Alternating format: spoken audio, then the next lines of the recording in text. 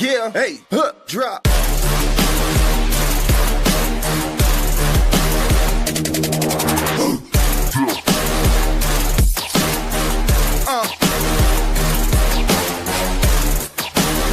Prime Coverage Sports Network.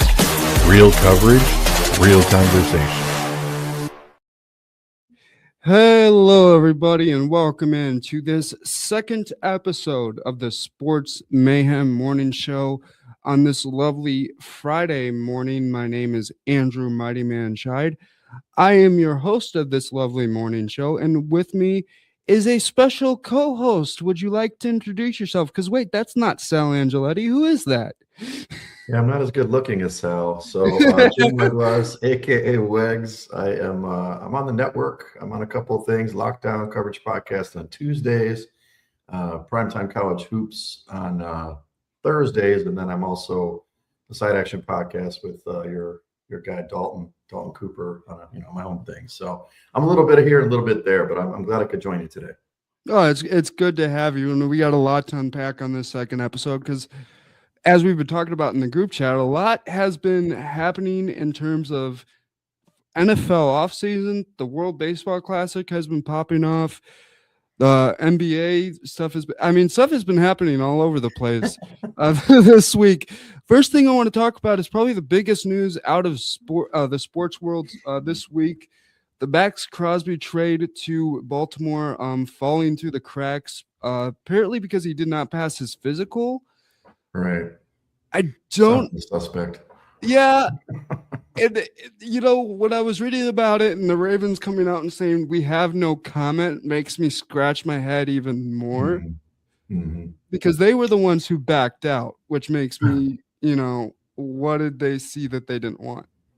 Yeah, I've heard a lot about it today. I think we were on air yesterday when it was coming out, so it was happening real time in the Lockdown Coverage Podcast. We're trying to figure it out. Today, DaCosta, the GM, said that the plan was actually to have both because they obviously they also, we should say, they signed Trey Hendrickson too, who nobody was tied to him. Nobody was tied to him, and all of a sudden he's signing with Baltimore. Like, what? Okay, yeah, that one threw me for a loop too. He's saying that DaCosta was saying that they wanted both of them bookends, which I like that idea. That's a lot of money outlaid for those positions, but it seems a little weird. I mean, they clearly saw his knee MRI before yesterday evening, right before the deadline. So I'm not sure. I think it's a little shady, but I mean, Max still, the biggest thing is impacts the Raiders the most. The Raiders have all these signings they're supposed to have. And obviously they're spending a ton of money because they lost their big ticket guy, but now they got to keep him. Right now, the Raiders are saying they're honoring all those signings anyway. So they're going to have a really robust free agency market plus Max Crosby back, I guess. Right. And I mean, and that's the thing I think that gets me most about this is how is Max Crosby feeling about this whole thing? Did he play a role in him, not going to Baltimore? Was it completely out of his control? I mean, these are questions I have because you'd think a player of his caliber that he would have some type of say in it to a point. Yeah. I heard the beat writer. The beat writer said that Baltimore sat him down and told him directly he was in the building and they had to give him the tough medicine in that moment. I can't imagine what his face was like and whatever, because in the end, he had a 6-month window to heal up on this cartilage injury that he's got in his right knee or whatever, which knee it is. So they kind of knew going in. I don't think it had anything to do with him. I think in the end, Baltimore didn't want to take the risk. They thought he was going to be fine for 27, but maybe in 28, 29, it'd be different. To me, it's like, I don't know. These NFL contracts are barely guaranteed anyway. I think it's a bad move, but who knows? Right, but I think here's my question. How does this affect the rest of the league? Because Max Crosby was looked at as that big free agent ticket, gets traded to Baltimore, then Baltimore backs out on the trade. How does this look? How does this make Crosby look? How does this make the Baltimore Ravens look? What does this mean for the rest of the NFL? I don't think the Ravens look good in this situation. I think there's going to be ramifications. I mean, what's interesting about the league is there's like a tampering period where you can talk to people. Now, Max wasn't a free agent; he was controlled by the Raiders, so it's a little bit different than the free agent like Trey Hendrickson. But I just think they look bad. It's now it has happened where somebody has failed a physical. When I was thinking about it last night, Drew Brees famously was supposed to go to Miami and play with Nick Saban. What the whole world would have been different maybe if he played with Nick Saban in Miami. Instead, he didn't pass the physical because of his shoulder, and then the Saints took a chance.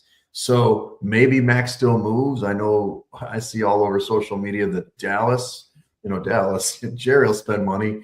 Maybe he'll won't care about the physical and try to get a signing out of that. I mean, you're in Chicago like me. The Bears have to play in that space, but the problem is that a lot of the dominoes have fallen in terms of these signings and agreements, which come into effect now. So I think that, it's not a good look for the Ravens, but they obviously got one of their guys, and I think Max is going to play with he's going to have his best year this year because he's going to be pissed off that he didn't get to go where he wanted. Right. I mean, and I think that's another thing that hits me too is when a player gets, something like this happens to a player, it almost makes them think like, okay, I have to go back out and prove myself just like I did when I was a rookie. Mm-hmm. And it's that kind of thing. And you see that happen a lot more with older players. Do you think that he's going to have one of his best seasons in the NFL going into 27?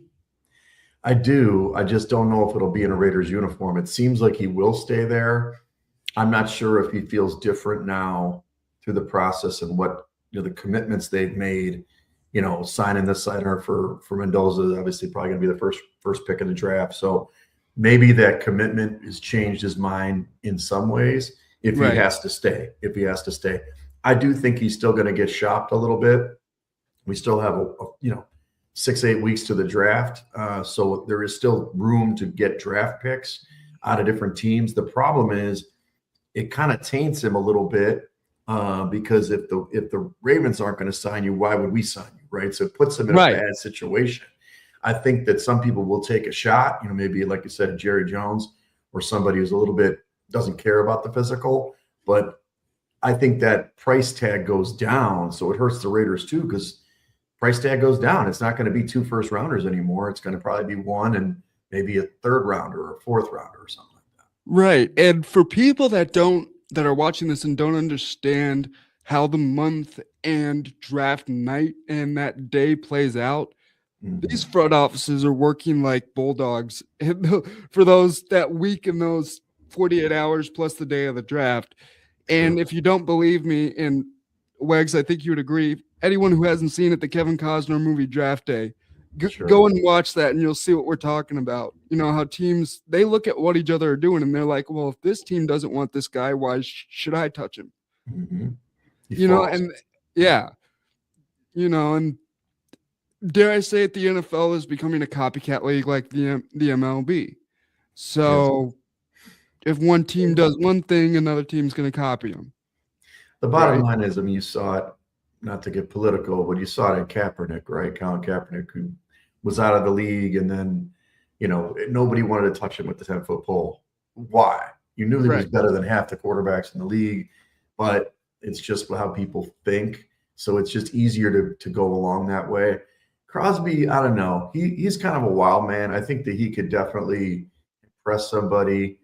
But the thing is, again, maybe he has to restructure his deal if he gets traded. Maybe he has to shorten the deal. It all means money out of his pocket. I'll tell you that right now.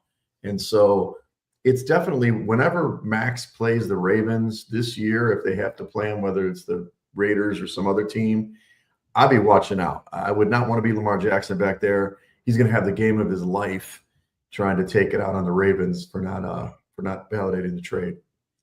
No, and I mean, that's the big thing. And one thing I want to ask you, with Max Crosby now being an item that can be traded again or can go somewhere else, do the Bears try to go get him? Because that was the big thing when he was before all this stuff happened with Baltimore, was him possibly coming to Chicago. So does Chicago still go out and try and make that deal happen?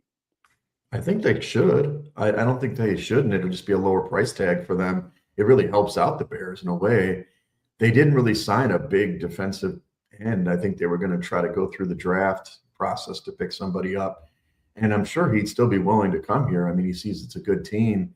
So, yeah, I think the phone lines are still burning up between his agent and the Raiders and obviously whatever team's inquiring. So it's not over. I don't think the Max Crosby saga is over. He may end up in the Raiders. You know, my my sister and my brother-in-law live in Vegas. So he was messaging me. I'm like, he's kind of converted to a Raiders fan, which I don't know why he did that. But I'm like, he's like, is this me? I'm like, this is your birthday present. His birthday yesterday. There you go. You got a birthday. You got Max Crosby. Plus you got all these signings. So I don't know. I think there's still going to be the next few days, things will sort out. It was a done deal for like a week and a half. So I'm just, everybody's still kind of bracing from what happened. Right. And I think we'll just have to wait to see what Max Crosby, the Raiders, his agent, and how all that plays out. But that's not the only breaking NFL news that has happened in recent days or today. The Falcons, and correct me if I'm wrong because my brain is still half gone, still morning. Kyler Murray has been released today too. Yep, the Cardinals released Kyler Murray. Atlanta released Kirk Cousins. So you can kind of follow the dominoes there as the Tua was released by Miami, right? So the way the dominoes worked was Malik Willis is going to the Dolphins. So they're going to sign him, right? So then Tua is, in theory, is supposed to go to Atlanta. So Kirk, obviously, at the end of his career, he's getting released. It's thought that he's going to go to the Cardinals, apparently. And then Kyler, the thought is he's going to go to Minnesota. My co-host, Sean David, doesn't really like that move for him to compete with JJ. Not that he loves JJ, but you know, it's just kind of interesting. You don't want to give it right to Kyler Murray, but Kyler Murray doesn't really have a landing spot if he doesn't end up in Minnesota. We were discussing last night. It could have been Cleveland. I don't know. The Saints or something. The Saints have Tyler Shuck, who played good at the end of last year. So I'm not sure where all the dominoes fall, but Kyler, yeah, he's walking around the street. Maybe he goes back to baseball. You're a baseball guy. What do you think of that? I mean, he could. And we've seen a lot of two-way players for football and baseball. We've seen Bo Jackson do it. Most recently, he didn't get a lot of time, like televised time, where you could say he was a big leaguer, but Russell Wilson was drafted by the Colorado Rockies. So it has been that recent where that has happened. Right. And I think that happens a lot for baseball and football. It's because the skills translate to each sport in different ways, but the skills translate. You know, we're talking that he could go. I think his rights are by the A's, maybe Oakland. Well, now they're not Oakland; they're going to be in Las Vegas. But yeah, they're going to be. I think they're playing one more year at Steinbrenner Field, and then they'll be in Vegas. Yeah, they're somewhere out in the middle of nowhere. So I don't know. I mean, that's a big story. There's a lot of big stories. I mean, Rodgers hasn't officially said he's returning for the Steelers, right? So, and here's the thing: as Chicago fans, we already have our thoughts on Aaron Rodgers. Let's just be honest on that. But as a non-biased broadcaster, podcaster, whatever you want to call it, he is at the end of his career, in my opinion. Sure, he is. Yeah. You know, and past the fact that you lost a whole season with the Jets after 3 plays, you're just getting older, and I think your takedown in the playoffs showed it. It's true. And the other big move today was Daniel Jones was signed to an extension. Yeah, a 2-year extension. Yeah, 2-year, $88 million. I mean, for a guy as young as Daniel Jones, not a bad contract at all. I was confused when they put the transition tag on him to begin with, because I'm like, okay, if you're going to re-sign, and that's what I thought today. If you were already going to re-sign him, why don't you just put the franchise tag on him to begin with? Yeah, they're probably just negotiating in the background. And I don't look, it's a big number. We were talking about this group chat. It's a big number. I can't believe he's getting paid $44 million a year. But the bottom line is, look at what we're talking about. All these guys are just getting shuffled around. There's not great names that we're talking about. I mean, Murray certainly had his seasons that were good, but it doesn't seem like he's super committed to football, and his size and speed. Like, you've got to think it's declining. His speed is his main weapon, not his arm. So, you know, that guy's on the street. Do they sign him. No, just keep the guy who played well. And granted, he tore his Achilles, which isn't good. But maybe he can bounce back. Maybe it wasn't a full tear or something. I'm not sure. So a lot of crazy things are happening in the NFL for sure. And I think the craziest thing for me, and you can put your opinion on this, but a lot of first-round quarterbacks are getting released after 2 years with their respective team. Right. What are your thoughts on that? Really, the only ones who have stuck around with their teams have been Caleb Williams, and I think there's one other, but I can't remember. But Caleb Williams is one of those guys that I know is going to be in Chicago for a while. Mm-hmm. But these other teams that drafted these quarterbacks first round, I mean, it's not like they're panning out to be what these teams expected. The bottom line is the NFL is quarterback starved. You know, it's a quarterback league. Yes, the Seattle Seahawks won with the defense, but they got a former first round pick or, what, second pick in the draft and Darnold. So I think you're right. What happens is in the NFL, it's pretty simple. It's all based on the rookie contract. You get a first round guy, you got 4 years to figure it out. You may give him a 5th year on the 5th year option under that same contract, so you have to pay more. And if you can't win in those first 4 or 5 years, start over, do it again. Right. But what we've seen is the last couple of drafts out of the college ranks haven't been outstanding. They've been okay. Now, the Caleb Williams one was pretty good. You had Jaden Daniels, Caleb. You had actually a couple good guys in that one. That was the best QB class I've seen in a while. Right, Drake May. But last year's was kind of subpar. And then this year, I mean, Mendoza's going to be one. It's a question mark if there's even a second quarterback in this draft. And I think those are two kind of things that function together. If you have a strong quarterback draft, hey, we'll get rid of the guy. Let's go for this next guy. If it isn't, you just hang on or you kind of get one of these retreads that are bouncing around.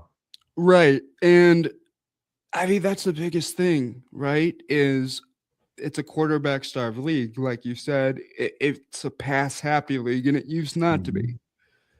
But to shift gears, one last thing I want to talk about with the NFL is draft night. And one thing that really gets me with draft night, and we could talk about this for the last 8 minutes or so in this segment, the Cleveland Browns have yet to hire a head coach, and we are about, like you said, about 7 weeks out from draft night. Is that a bad thing? I wasn't expecting them to have a head coach by draft night because I've always said I would not touch that Cleveland job with a 10-foot pole. Yeah. I mean, they have they do have Monken. Todd Monken is the coach there. You may have missed that signing. Oh, he did is I? there. I missed it. Okay. Yeah, but they don't really have a quarterback unless you're calling Shedeur Sanders your quarterback. I mean, I think that's what they're trying to do. And that's crazy. But Monken, maybe he can do something with that guy. I still think they'll probably either draft a guy later in the rounds or maybe you could take a shot on Murray. I mean, it's one of those things. So, yeah, the coaching carousel is all complete, but nobody did want that job for like a full month. So it was it's not the most desirable job in the NFL. No, it's not. Maybe they can come back to the glory days of like when they had Jim Brown and all that, but it's going to be a while. It's going to be a while. Yeah, it's going to be a while. The front office has got some issues. I mean, you got Garrett, which they signed to a mega deal last year.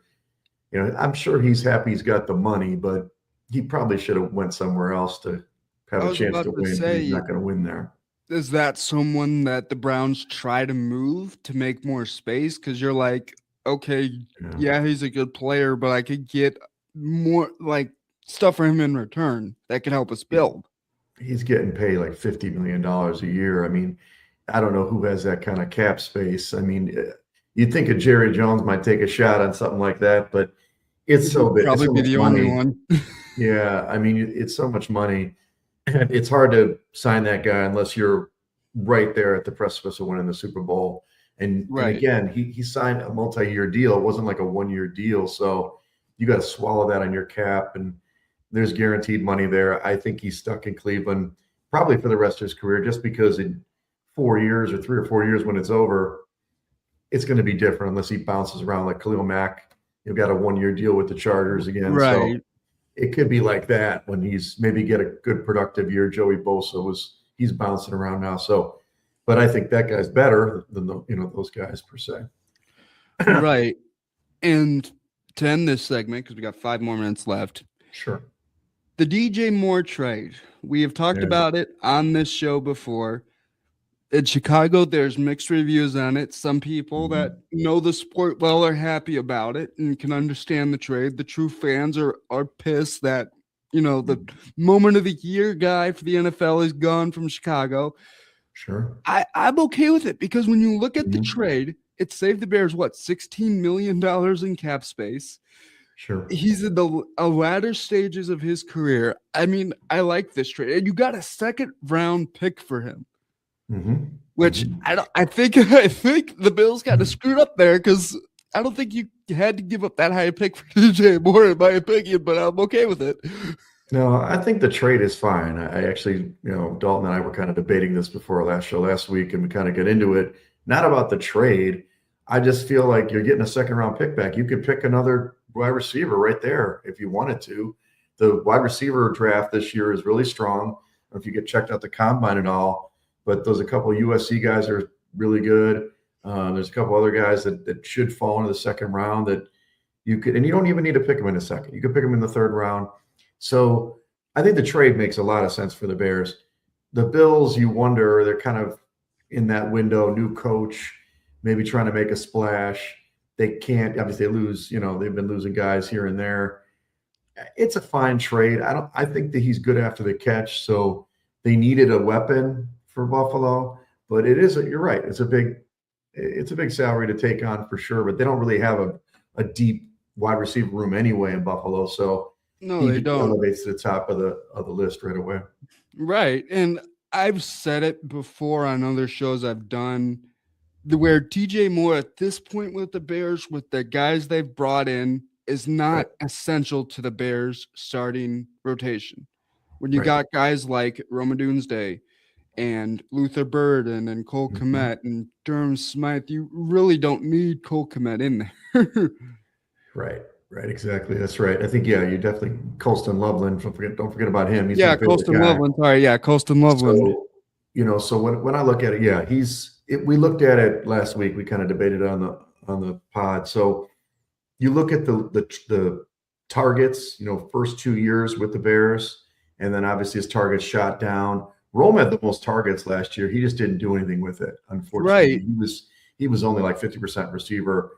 My buddy Dalton loves Luther Burden. I think he's good. I don't know if he's going to be a stud. He may lead the team in receiving this year. I still think they could do better, not necessarily in free agency, but in the draft, they can get a guy who could be comparable. And look, you've got Caleb Williams, who's basically a point guard. He's distributing the basketball, or football in this case, all the way across the field. If he gets 5 guys with 80 catches, who cares? He's not going to have one guy with 130 catches. So, and that's fine. And Caleb has said it in press conferences before. He doesn't care about records. He doesn't care about the numbers. He cares about going out there every Sunday and winning. That's what he cares about. Yeah, let's hope that continues. They just can't be waiting to the last minute every game like they did last year. But right, as long as they can do that in the first quarter.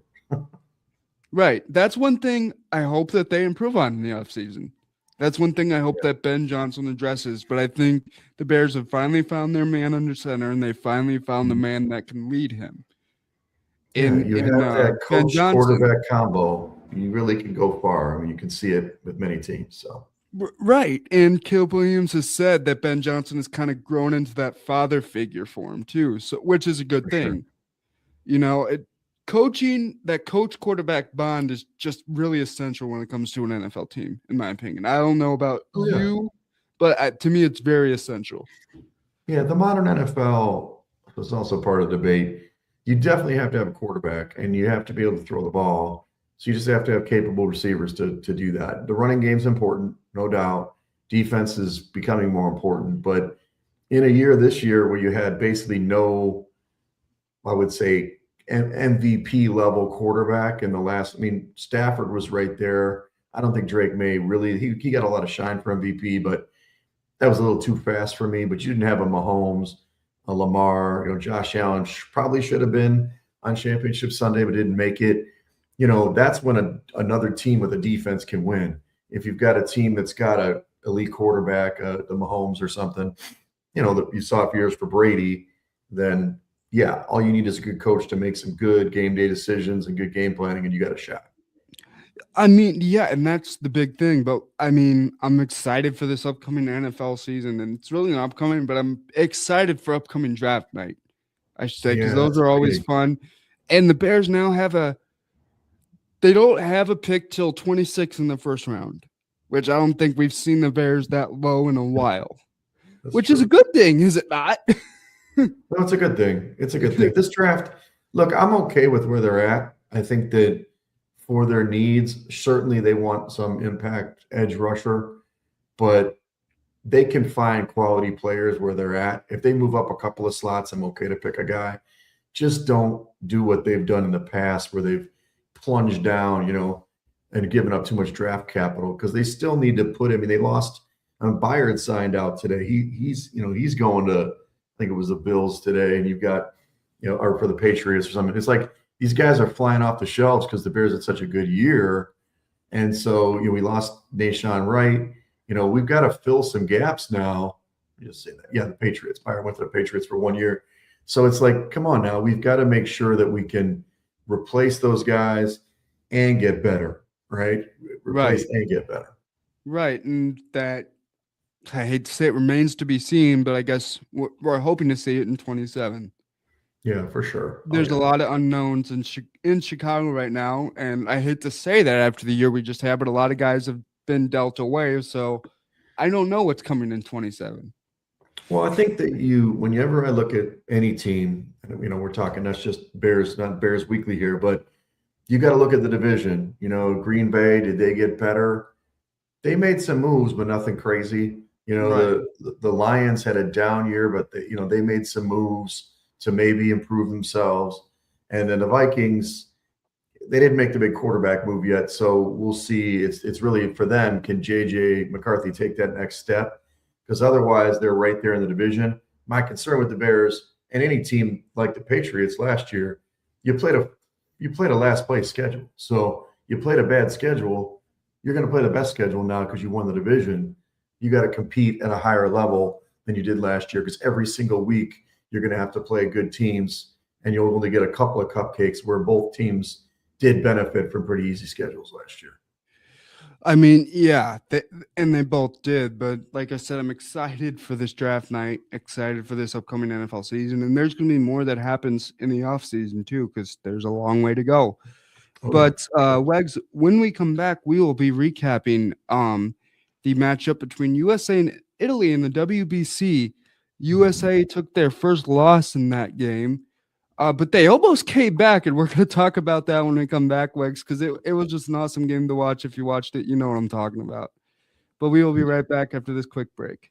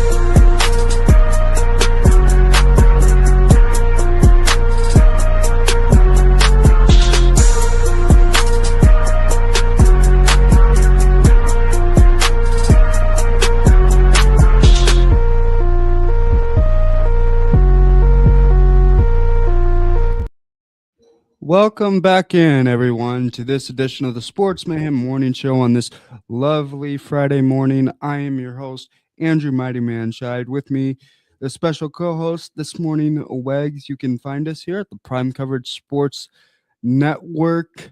Very happy to be here to help this network grow. Wegs, you got some shows on here as well that you do. I do. Before we left, we were saying we're going to talk about the WBC matchup that just took place between the U.S. and Italy. And I watched this game live, and I know baseball is not your true forte, but we're going to talk about this because you're representing your country here. It's everyone in the U.S. is kind of watching this and rooting for Team USA right now. That's right. But Team USA has got some really big people in their path, like Team Italy was the other night. And they ended up losing that game, but one key player for Team USA helped him almost come back, and he's actually a Chicago guy. A little guy in the name of Pete Crow Armstrong had 2 home runs in the game in the loss against Italy. There was also 2 White Sox playing for Team Italy in that game, and Sam Antonacci and Kyle Teal. So there were a lot of Chicago connections in this WBC matchup. First off, the U.S. took their first loss in this tournament. But the fact that they were almost able to fight back, I think, speaks volumes. What do you think? Well, all I've heard today, and I only got to see the end of the game, but was that basically the U.S. kind of didn't understand the tiebreakers. And they went into this game, and if they had won, obviously they won the group.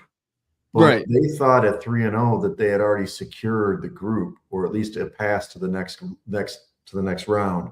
Right. And it sounds to me what happened is because they were getting blown out and then they came back, now they put their hands in Team Mexico, because if Team Mexico wins this game against Italy, this next game, and there's a run differential situation where if Team Mexico wins in a, they basically want a high scoring game or something like that. Otherwise, the USA is going to be knocked out in the group stage, which is kind of crazy to me with that super team that they've got. Right. And it is a super to the U.S., it is a super team, right? You got guys like Bobby Witt Jr., Aaron Judge, Paul Skeens, all on the same team. And let's be honest, if this were an MLB team that an owner put together, I would be scared if I was facing that team. I would be scared. Yeah. I just think, look, and I mean, everybody's going to, former Cub guy, Mark DeRosa, like who's coaching the team. I guess he didn't know the rules and the tie breaks. Nobody was informing him. He's going to get criticized if they don't make the next round. The real question is, Mexico and Italy, are they going to actually play hard? Because if they go after it, if Italy lets them win, then it's going to be really hard for U.S. to advance, and that's a bummer because it has been a really great event, and obviously it's in Houston for their group. People want to see more baseball.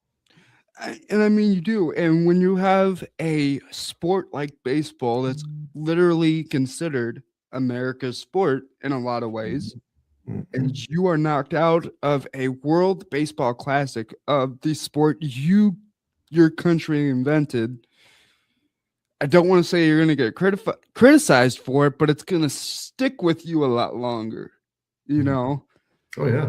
That this is our sport and we got beat at it kind of thing. Now, you watched the game. I heard it was kind of a weird situation with Kershaw in the 8th inning. He's retired, but he was still playing in this. What exactly happened? Did you see what happened? Did he didn't come in, or he got taken out early, or what happened? From what I understand, is he was put into the bullpen in the 8th. He was warming up. Yep. But never came into the game. Okay. Which happens a lot. I mean, we see it in the regular season all the time. Guys get told to warm up, then they get told, okay, sit down. Sure. We're going to put someone else in. I mean, that happens all the time, but I think the whole thing of it was Clayton Kershaw, and everyone wanted to see him pitch in this thing. And when you saw him warming up in the bullpen, but then didn't come into the game, and it was showing on TV that, Kershaw was warming up in the bullpen, everyone got excited. And I think that was the big letdown. But if this were regular season play in the MLB and that happened, I don't think you would see as much backlash as you did with that. Yeah. Yeah, and that's the big thing. If they do advance, it's not like he's not going to get another chance to pitch. I think Mark DeRosa just made a decision, or David Ross might have made a decision at that time, because remember, David Ross is the bullpen coach for Team USA. So they could have seen something, made a decision in that moment to sit him. I mean, I don't know. I'm not them. I can only speculate on what they were thinking. Right. But I think that's what just pissed people off most, is he was warming up, but then they sat him down. Right. The other story is going around that when they won the third game, they got they kind of had a big good time. So maybe they weren't quite ready to play against Italy, and they come out of the gates down 8-0. So obviously doesn't show well for a coach in that situation. So, I mean, I want them to advance. Hopefully Italy just takes care of business and knocks out Mexico, so we don't have to worry about it. We advance too. But I mean, I don't know if there's a major backlash, but what do you, in general, what do you think about the World Baseball Classic? Is this something you're enjoying? You like this? I am enjoying it, because let me tell you this. My mom's family is from the Netherlands. Okay. And very recent, they only came to this country in 1957. Okay. So I very in touch with my Dutch roots. I still have family that lives in the Netherlands. So I was able not only to root for the US, but I root for the Netherlands, who unfortunately I think have been knocked out. They're 1-3 right now. But it was still fun to root for them and root for another country that I have close ties to. But one thing I saw that really astounded me was Nicaragua didn't want to game the whole tournament. And I think what astounds me most is that happened even with the guy they had leading that team in Dusty Baker. I think that was the big astonishment. And then he came out to a press conference and basically said that I knew baseball was global, but this tournament has just shown me how global. Yeah. And I think that astounds a lot of people when you got teams like Israel, Nicaragua, and all that playing in this tournament. It's like, I didn't even know baseball was a thing in these countries, Yeah. Yeah, I think that when push comes to shove, look, I actually, a little bit about me, I did Peace Corps, which is a volunteer service, lived in Dominican Republic in the late 90s. So that's where I did the service. And so baseball's huge down there, as you know by now. And actually, when I was down there, that was back when to date myself, that was the Sammy versus McGuire days, when people were, I just walked down the street. That was the year my parents got married. And a little side story, won't take long. They got married that year, and my mom's family is from St. Louis, so they're all Cardinals fans, and my mom is a Cubs fan. So my mom's uncle did her wedding photos, and when he sent them to her, he wrapped them in the news clippings from the McGuire Sosa race, basically saying McGuire's going to get there first, which is what ended up happening. But it was just like a stick it to your family thing, which I always thought was funny. That's hilarious. But basically, I'd walk down the street and people would point at me like, you like McGuire and we like Sosa. I'm like, well, Sosa plays in Chicago. That's where I'm from.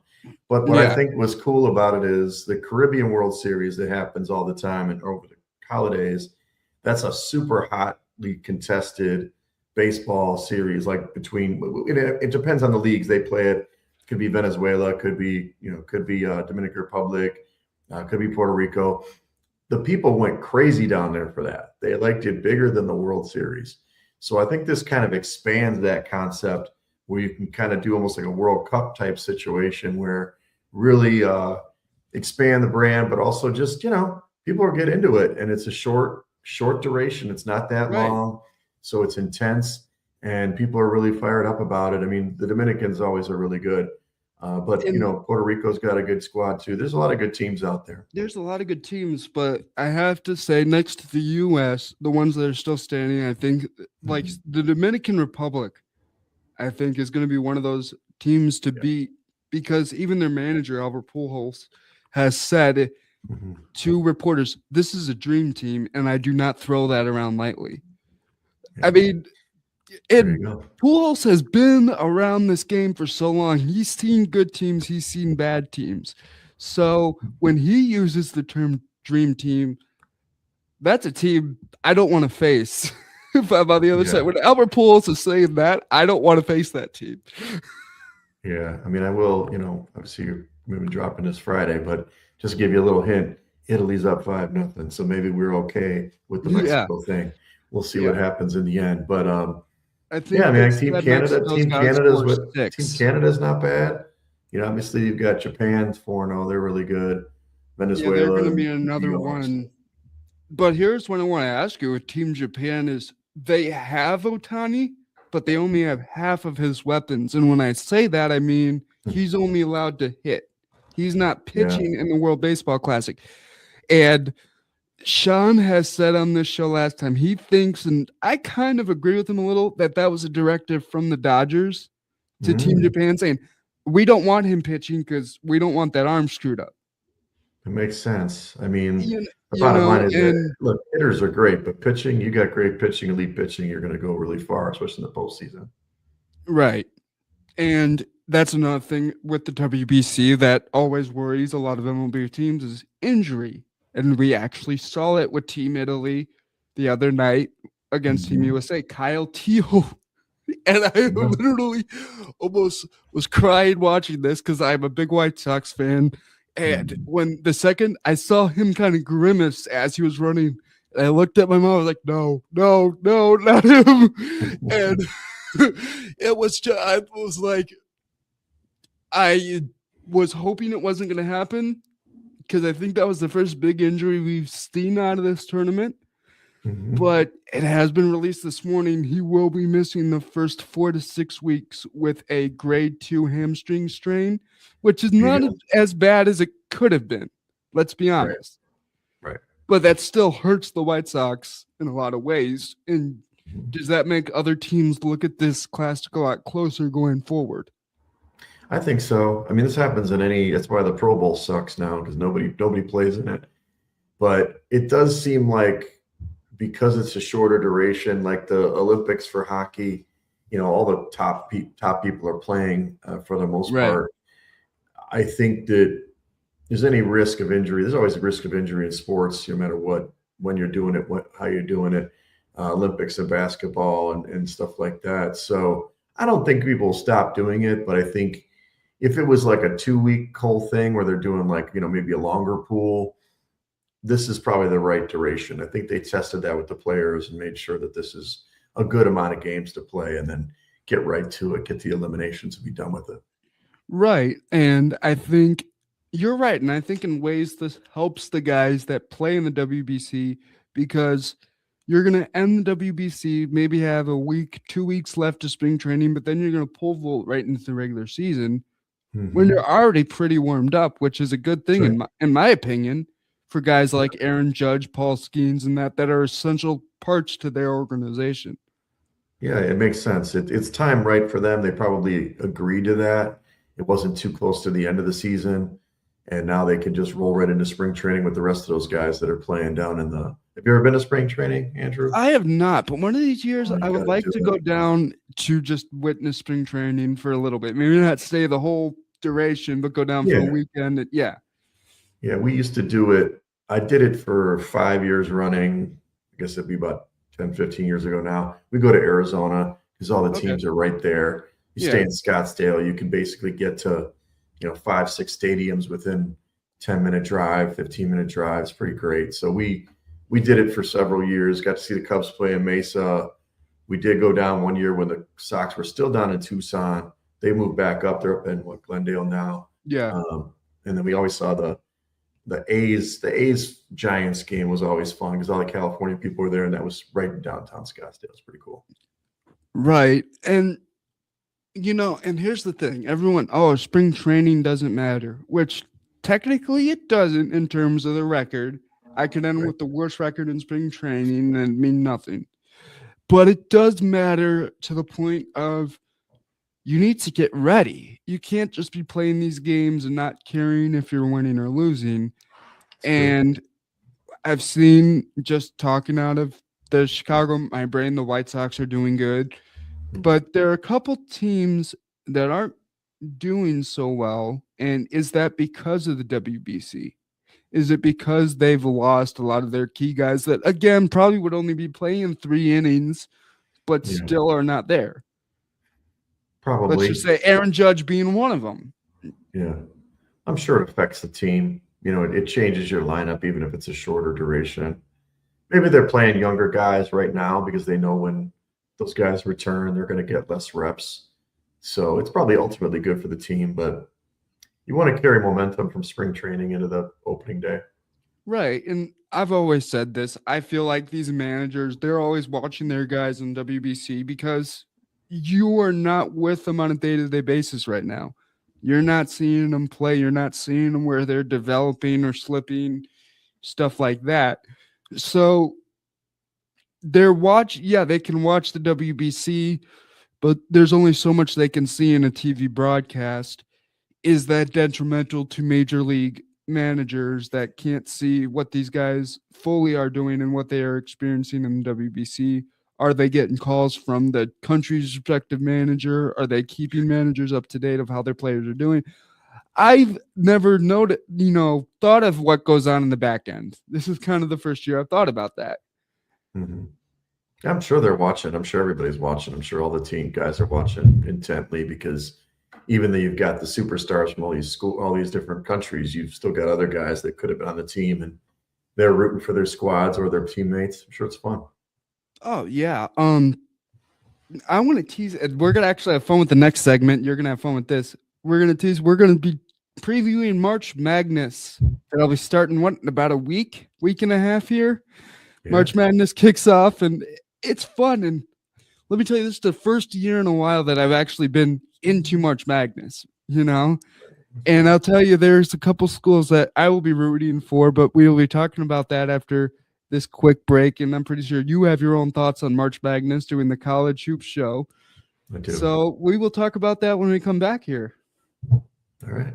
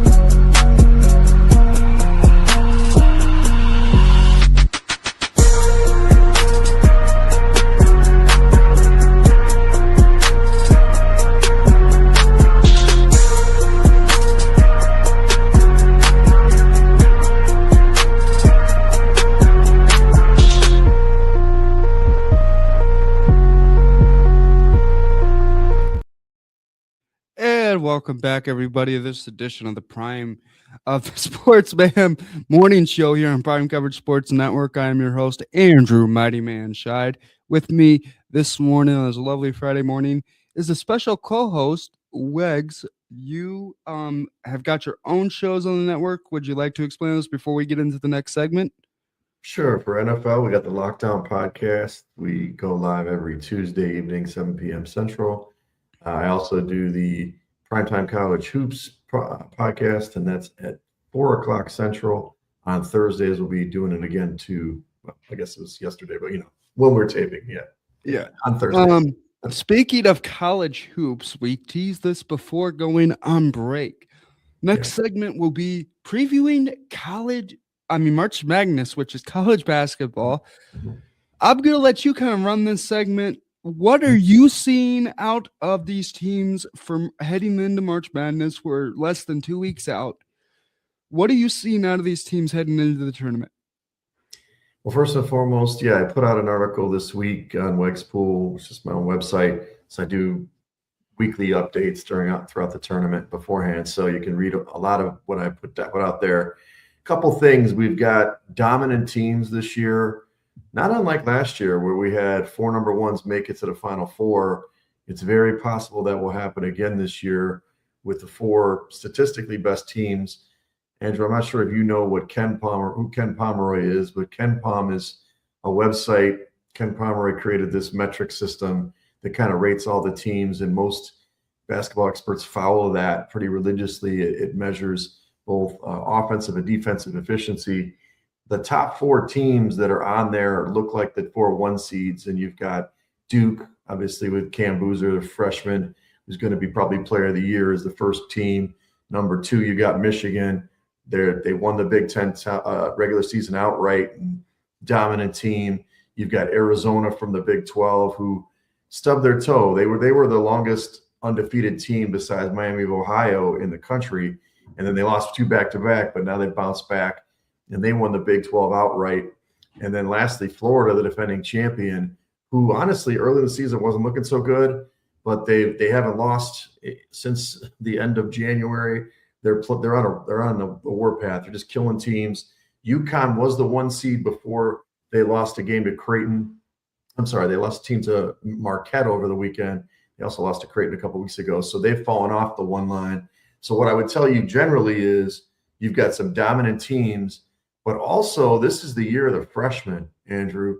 There are so many good freshmen out there. There are guys that are going to go. They're speculating the top 11 people in the draft could be freshmen from this freshman class. We mentioned Boozer already. BYU has a guy named AJ DeBonsa, who is just a wizard with the basketball, could score. He's a 3-level scorer. You've got guys in Darius Acuff for Arkansas, who's leading the SEC in scoring, and he's just a beast at point guard.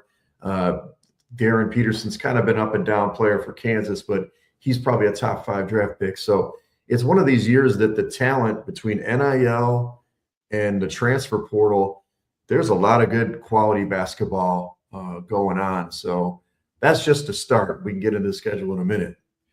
Right. And that's a big thing. And I'm going to ask you before we get into the schedule, there's 2 teams, because I like my colleges. So there's 2 teams Sure. I was watching in this going into this tournament. Michigan has always been one of my schools because I've been a big fan of JJ McCarthy and what they've done there. So big fan of Michigan.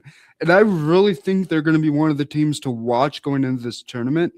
And, you know, being from Chicago, being an MJ fan, we always have to watch North Carolina. Sure. So I think those are 2 schools that are going to be really a team to watch in this tournament. And correct me if I'm wrong. Yeah, well, Michigan's right there. I mean, I actually thought they were the best team in the country. They were number 1 for a while, but about 2.5, 3 weeks ago, they lost to Duke. And in a head-to-head matchup as a neutral site game in D.C., I was kind of surprised because I had seen Duke play. Your North Carolina Tar Heels took them down in Chapel Hill maybe a week or 2 before that. And so I was surprised to go into that game. I thought, well, Michigan, they have these tall guys. They've got these, Mara's like 7'2". They've got all these tall dudes. They go 8 or 9 deep. Duke's got a shorter bench. Maybe they play 7 to 8 guys. And they just stonewalled Michigan in that game. It was a lower scoring game, surprisingly. So, but North Carolina was the last team to beat Duke this year. And they didn't lead any part of the game except for the last shot. But they do have a very athletic guard, Seth Trimble, who's a really good ball player. And then Caleb Wilson is going to come back. He actually was injured in this last matchup. He broke his hand. I believe he's going to play in the ACC tournament, but he'll definitely play in the NCAA tournament. He's one of those freshmen we were talking about. He can take that team far because he's a really good scorer. Right. And like you were saying, I do want to preview the schedule because technically it starts this coming Sunday, right? Selection Sunday. Let's talk about that because I have the schedule up here. So Selection Sunday is March 15th. Then that first 4 is the next. They get a day off, and then the first 4 starts the 17th through the 18th. Yes. So those next 2 days. How do you feel about that first 4? The first 2 days of the tournament, let's just say.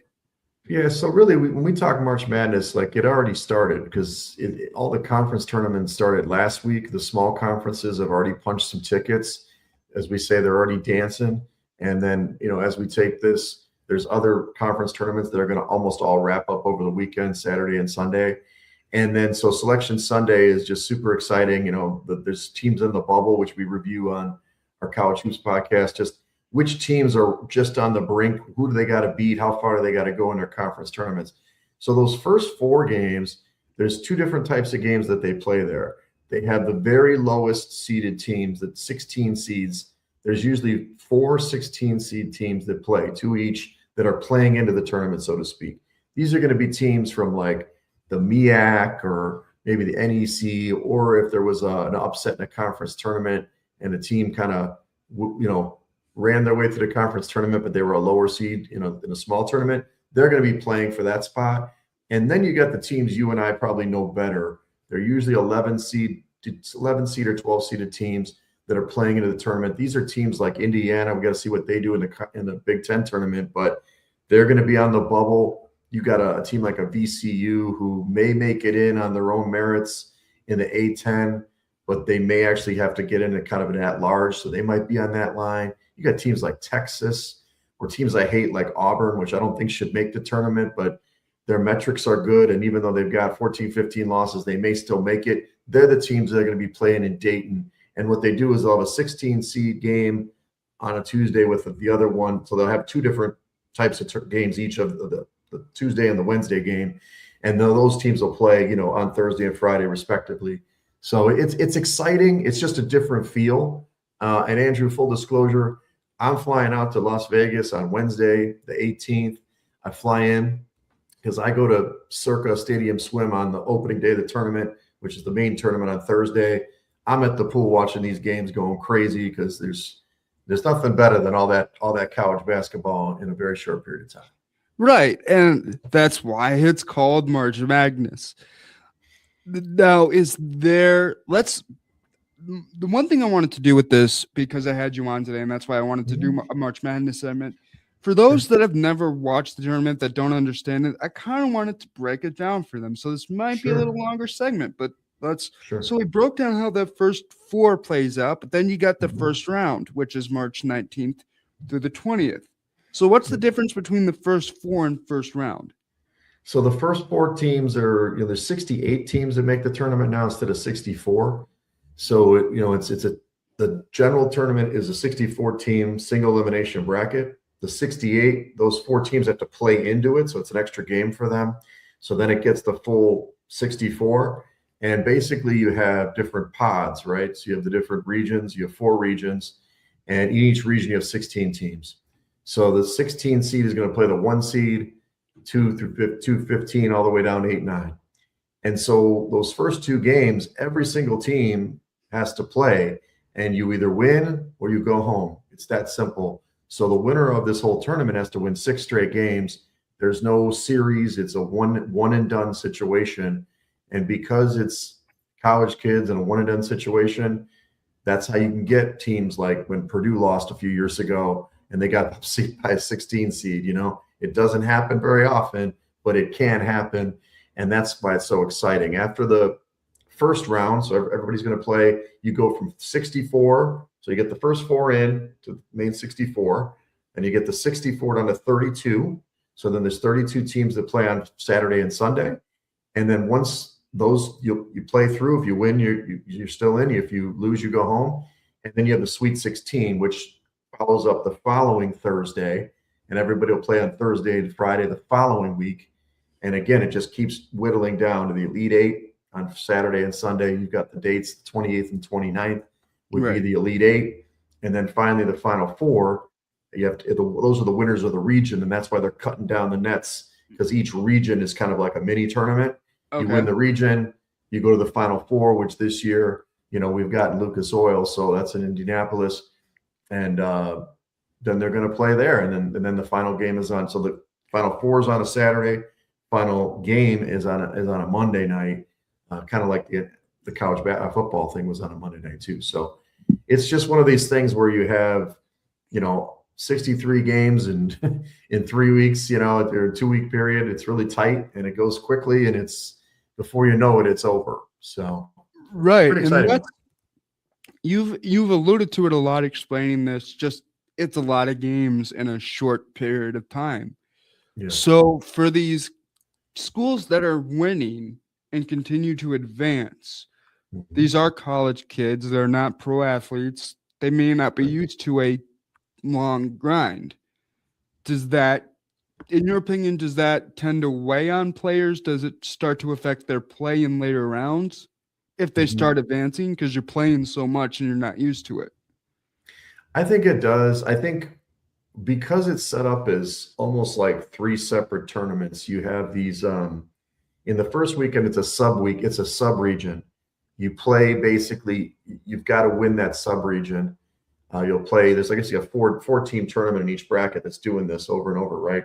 And so it's essentially set up for, not back-to-back, but you play a game on a Thursday, you play on a Saturday. That second game, you see fatigue out of teams that aren't deep. Or the other thing you see is there's not a lot of prep time. So if you're playing a team that does a lot of pressing, or a team that has a lot of size, or something that's different than you see on an every team, usually that's that second game they get affected. The first game they usually have 3 or 4 days to prep for, and then as you get to the Sweet 16, you got 3 or 4 more days to prep for those guys, but you don't necessarily know who you're going to play. You're basically prepping for 3 teams over the whole weekend. And then finally, when they get to the Final Four, they get a full week of prep. So I think come the Final Four, they're the most prepped. They have enough break. So it's really that second game of each weekend that you see that, some teams run out of gas, basically. Yeah. And I think even with the WBC, we see that too. You play a lot, Sure. not play a lot, but you play more and you play not shorter, but less interval in between games. So Correct. it wears on you more. And, I work G League basketball through a school program here. Okay. So I know their schedules are a little close together, but nothing like March Madness is a normal Right. basketball schedule. So, yeah, I would have to agree with you that it will start to fatigue players, especially college players. Do you have any favorite going into this tournament? Do you see a team being dominant throughout? I know everyone's like, oh, Miami of Ohio, they're undefeated. Well, look at Miami of Ohio's regular season schedule, Yeah. and that will explain why they're undefeated. And I've talked about that before. Do you think they have kind of gotten in by the luck of their schedule? A little bit. They have a really interesting case. I mean, they're entering their conference tournament 31-0. They should be in because they're 31-0. There's no team like that. But the truth is, nobody wanted to schedule them anyway. And they're trying to get people scheduled because they were good last year too. They won 25 games last year. A lot of the big schools don't want to, put them on the schedule because that'll hurt them if they lose to them. So they're kind of in a bad situation. But they don't really have a shot to win this tournament. In some ways, I'm not rooting for them because I've seen them play and they've won so many close games. I think they should have lost. I kind of like the Zips out of the MAC. But what I would say is, in terms of teams that I like Florida a lot. I love the way they play. They got these gigantic dudes. They run up and down the court. Duke is definitely going to be the favorite. There's no question about that. They've played great in the non-conference schedule. They've only lost 2 games all year. One to Texas Tech and one to North Carolina. Both games they blew double-digit leads. So they clearly are a really good basketball team because even when they lost, they were up big. I think the team that can beat Duke is Arizona. They have all the size and the guards. I think your Michigan team is really good, but their guards aren't at the caliber of Arizona. But I'm rooting for Florida because I have a little gambling ticket on those guys, and I think that they're going back to back would be fun. But I think there's a couple other teams I like, and I'm going to root for. I like that Arkansas team. They don't play a lot of defense, but ACUF is really good. They run up and down. I usually don't root for Calipari teams, but this team's different. I think they're really fun to watch. And then there's another team that's probably more of a Sweet 16 sleeper, and that's TCU. They're out of the Big 12. They're probably going to be like a 8 seed or something like that. They're going to give somebody a tough game. Maybe it's a Michigan, or if they get into the second round, they're going to beat somebody. Michigan State's always a good team in March too. But there's a lot of teams I root for. But I think in the end, it's going to come back to one of those big boys. Duke. I think Michigan can still win it, but in my mind, I think they're the third best of the top 4 teams, and then Florida is right there with them. I think Arizona and Duke are a cut above. And that's a good take on that. Do you see any schools that aren't necessarily being looked at as a favorite, but could come from behind? Yeah, I That mean, kind of thing. yeah, I do. I mean, UConn did have a pretty good year, but I'm not a big fan of Danny Hurley, so I get a little biased that way. I don't know if you saw last weekend, he bumped a ref and then he pretended like he didn't bump the ref. I don't think I bumped the ref. Like you could see it on national television, dude. But they certainly have a team that can win. I think Michigan State with Tom Izzo always is going to be feisty. The Big Ten hasn't won. They haven't won the NCAA tournament since he coached the team in 2000. So obviously they're overdue, and Michigan could certainly too. Another team I'm trying to think that could, Kansas. They're not going to be heavily favored, but they're Kansas, and they have a really good defense, and they've got that young player in Darren Peterson. If they put it together, sure, they could do it, certainly. But I think it's going to come out of some of those top teams. It's going to be hard to break out of those. I'd be very surprised if you go to Ken Palmer and look at the list. If anybody out of the top 10 wins it, it'll be shocking to me. Right. And here's my next question. Is there any blowout games in later rounds where we've seen before where like the Super Bowl a couple of years ago, the Chiefs didn't look like they belonged here. So are we going to see that in later rounds if teams start getting fatigued? Could a team that's doing better say, oh, let's jump on their throat while we have the chance? I mean, could we see late round blowout games? You can. I think that what happens usually in the tournament is that the first weekend is a little bit more chaotic. You've got teams like the best teams should win, but they come in a little nervous. They come in a little tight. The arenas, I don't know if you've ever been to one of these games, but they're not really packed with people like they're normally. So it's a little bit more of a, who's going to actually be focused to win this game. And so you kind of get Cinderellas in the first weekend where you might have a team like a team I like is High Point or somebody in a small conference that's got a good team. Maybe they shock a couple people, but then they get to the second weekend and they play on that Sweet 16, and then they got to play a Michigan or they got to play Duke. And I'm going to tell you, that's to be the game they're going to get blown out by 20, right? So that's when I don't think you're going to see blowouts. If the top four teams or top, say, 6 teams make it to the Final Four, you probably want to blowouts in the Final Four. But you can see it in the Sweet 16 and Elite 8 if there's a Cinderella and they're just not ready for prime time. So I don't know. I think last year's Final Four was excellent. I don't know if you got to see it, but it was very competitive. Every game was competitive. I kind of expect that again this year, unless there's kind of a surprise team that kind of sneaks in there. Right. And you've alluded a lot in this segment to the freshmen that'll be coming into this game. Now, with a tournament like this, seniors that are on their way out the door, that are trying to go to the NBA draft, is this a tournament that they are trying to do their best? You're always trying to do your best, but is their performance heightened because NBA scouts in my opinion, probably are going to be there looking at some of these seniors and some of these guys? Yeah, I mean, there's certain guys on display. I mean, we talked about Darren Peterson. He hasn't had a great regular season, so he certainly could make a huge difference. The kid out of Houston, Flemings, has been really good, but he could show out and make it on the freshman level. And then there's always guys that stand out, even if they're not freshmen, right? So, one second. Yeah, I can hear it. Yeah, you're talking to a former volunteer first responder. I know that noise very, very well. It goes by the house all the time. But essentially, yeah, I think you're going to see some performers like that. And it's not just, a Seth Trimble for your heels. I think he's a junior at this point. He's a really good player. He could turn it on. You know what I mean? And you see it every year. You kind of get heroes. Maybe one of those, Miami, Ohio guys comes in, makes it happen. I'm not sure, but a la Walla Zerbiak back in the 90s. So this is the time to shine. It's unlike college football where those guys sit if they're not in the big game. Every game's a big game, and they want to see how I remember it's about 6-7 years ago now when John Morant, he played for Murray State, and he came out in the tournament, and I had seen him play once in the OVC championship game, and then he comes out and they just beat the hell out of one team, and I think they pushed like a number 1 seed or number 2 seed to the brink in the second round, and that vaulted him up way up in the draft. So that's definitely possible. Yeah. So the last question for this segment, we could spend a few minutes on it. Does this tournament actually a couple questions, twofold. Does this tournament play in a lot to how the NBA draft is going to work?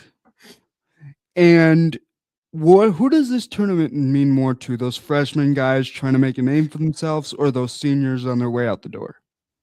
I'm sure it's more to the seniors, because usually they took some blood, sweat, and tears to get there. There's not a lot of seniors that are left in college, or, because of the COVID year, 5th-year senior that was left. If you were drafted, usually the young guys will get drafted. If they're really good, they're going to go early. So, I mean, if you haven't won a title and you've got a chance to go deep, this means a lot to you, right? I mean, you see it all the time. And that's usually the best combination. If you have a younger, like kind of combination, young and old, like the Purdue Boilermakers are a good example. They have a lot of returning seniors. I thought they were going to be good, and maybe they will turn it around. They were the preseason number 1, but they've just kind of been faltering lately. But maybe they turn it on. They're a bunch of seniors. They've been in big games. Maybe they can make things happen. A couple of guys were holdovers from the Edey era. They didn't win it. They lost to UConn. So if they somehow got a good run and made it to the Final Four, or maybe make it in the championship game, it's going to mean a ton for those guys because they're seniors. Yeah. And like I said, my other question is, how much does March Madness influence the NBA draft? Oh, NBA. So, like, how much? Yeah. Go ahead.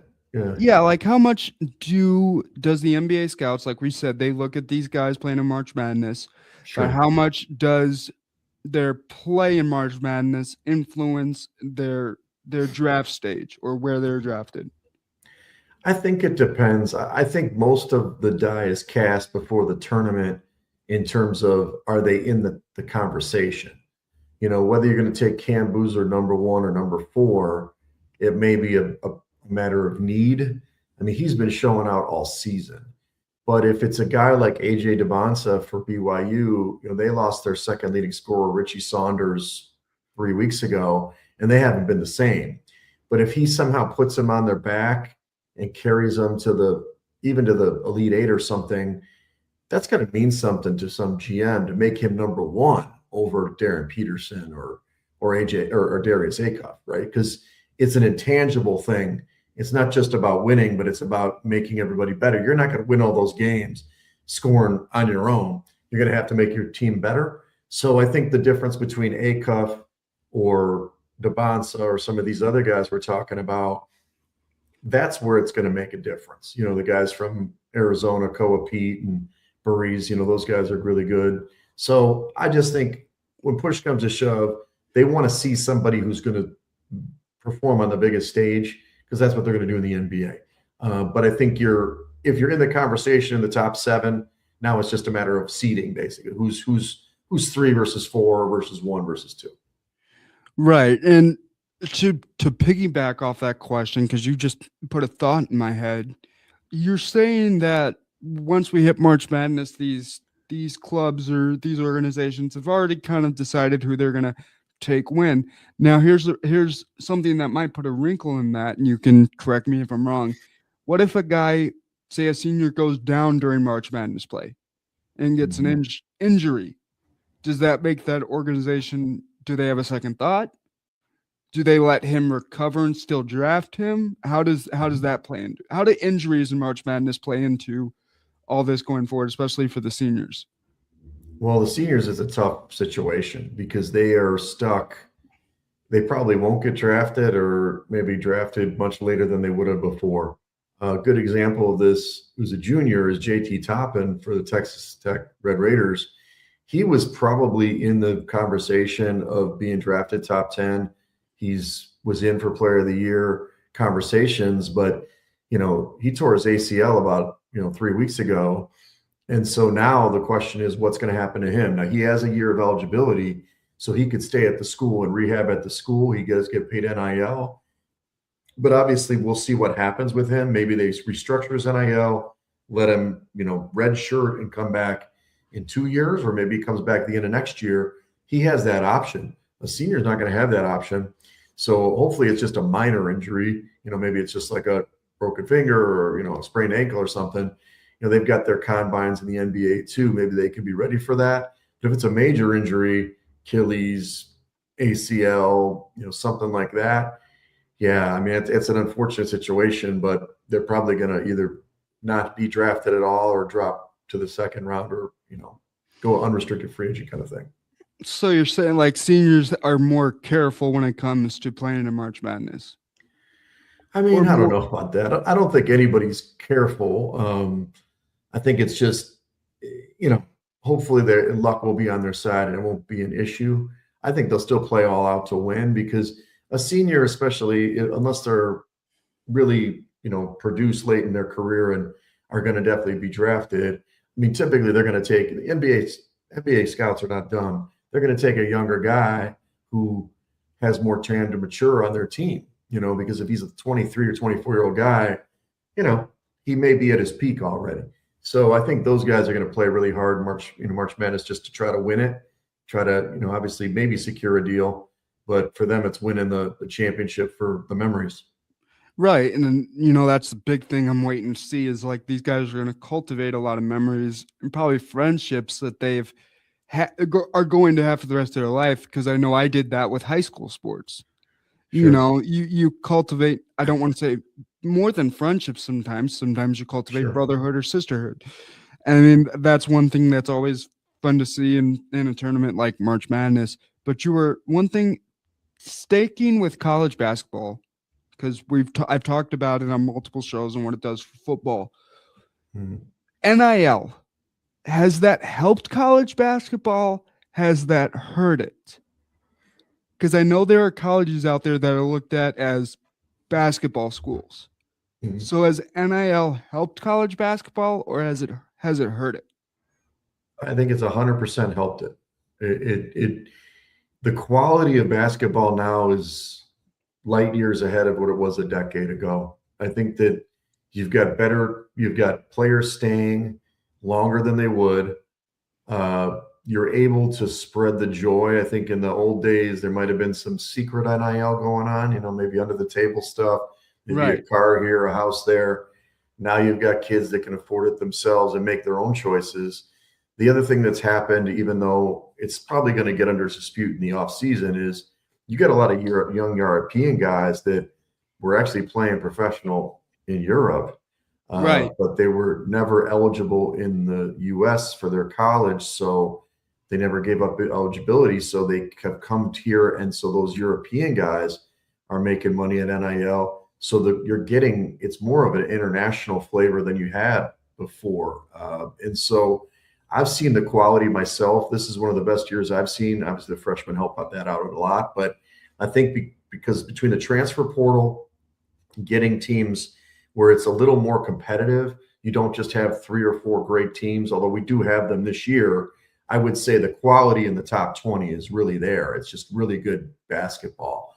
I heard a stat early in the season that a few years ago when Gonzaga was like the number 1 rated offense in Ken Palm, like 2020. They were the number 1 rated offense in 2021. That same offensive rating today would be ranked 30 to 32.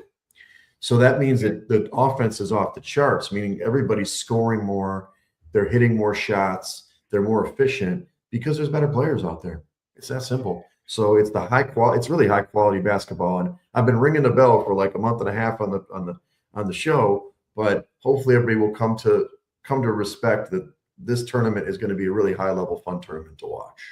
Right. And dare I say, I've seen a lot more colleges, like you just alluded to, recruiting outside of the U.S.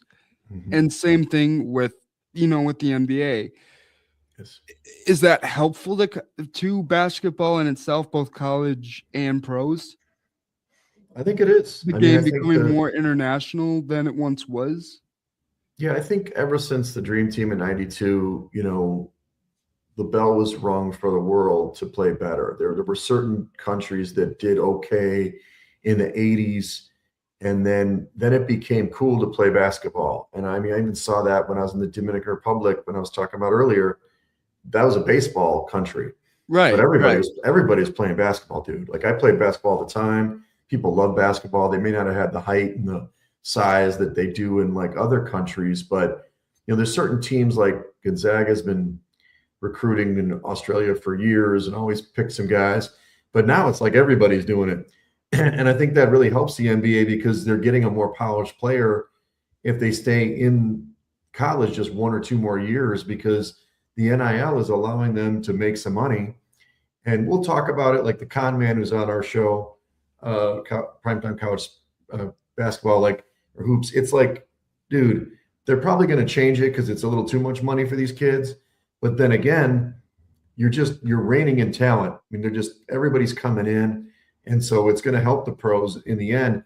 It's kind of like a minor league, more or less, for the pros than before. The G League is still there, as you know. Yeah. And that's fine.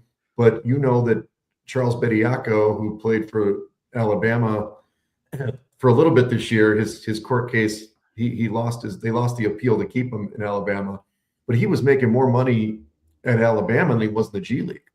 So it's going to happen where guys stay longer in college, and it'll help them develop. And I think that'll help ultimately the product in the NBA as well. Right. But here's my question with that. They develop in college, and we've kind of gone past March Madness, but that's okay because that's all what Sports Mayhem is about. Right. You develop in college. What does that do for the development league in the NBA G League, which I do the home games for the Windy City Bulls. So I get to see guys like Mac McClung and Yuki on a regular basis. What does that mean for the G League if all these guys are developing in college because you got the NIL money, and now they still, guys are still signed to the G League, but are we eventually going to see the G League kind of diminish? I'm not sure. I think the G League has a place. I mean, not unlike baseball. You're a baseball guy. You've got different A's. You got AA, single A, triple A, double A, all that stuff. It's important. You need to develop certain guys. You also have them in your system. I'm assuming that the Windy City Bulls run the same offense that the Bulls do, so that way they can call them up. So there's kind of like systems that they can learn, and there also might be late bloomers or people that you still only have 4 years of eligibility in college, even though there was a 5th year with COVID, but that's going to end now. So at some point, there's going to be more development. Years are kind of over. Not that COVID is over, but the COVID years, the lockdown, and that affecting everything is kind of over. It is. So I think it's still going to be there.